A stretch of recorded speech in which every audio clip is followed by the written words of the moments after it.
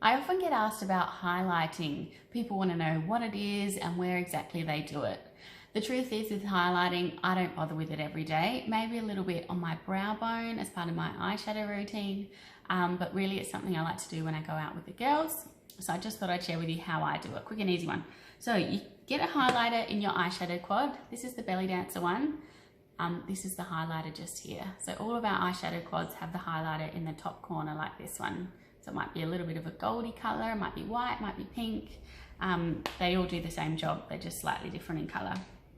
If you don't have an eyeshadow quad, you might already have a highlighter at home in your own kit, or if you don't, you can buy them in as separates as well, and they just come in a little pot like this.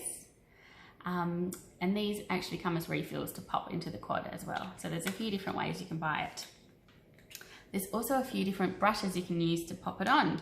I love to use my big fluffy concealer brush because it sort of blends as you pop it on. So that's my pick.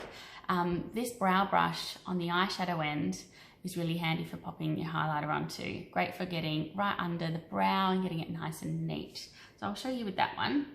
So just getting a bit of my highlighter and popping it on the brow bone here, sort of on the tail end underneath that brow. You see that go on there? It just really helps to define your brow and it catches the light as well. So what highlighting does is it makes it lighter, which makes it draw forward. So it makes it come forward. That's why we like to have it on our brow bone, to make the brow bone more prominent. The opposite happens when we contour. So contour makes something darker and makes something fall back.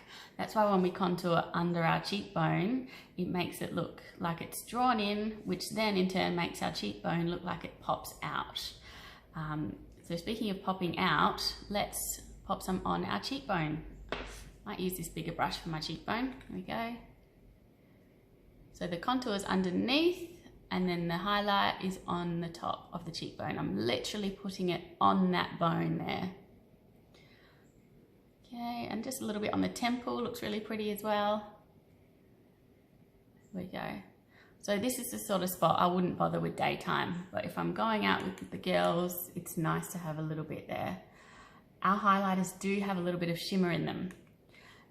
So if you've got mature skin, or even if you're just not a fan of shimmer, then don't pop it on your face like this because it can accentuate lines and it will draw attention.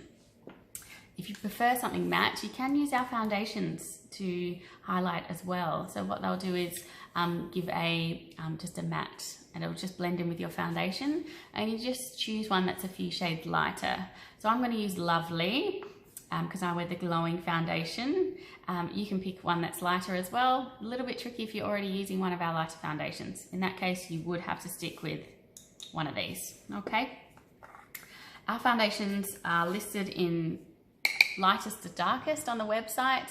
So it goes Lovely, Elegant, Adorable, then I think it's Glowing, Beautiful, Brilliant. So it's quite easy to work out one that's a few shades lighter than you, but by all means email me and I can pick one for you if you prefer. So I've got a few crumbs in here like this. You can also highlight down the middle of your nose. You can highlight just here.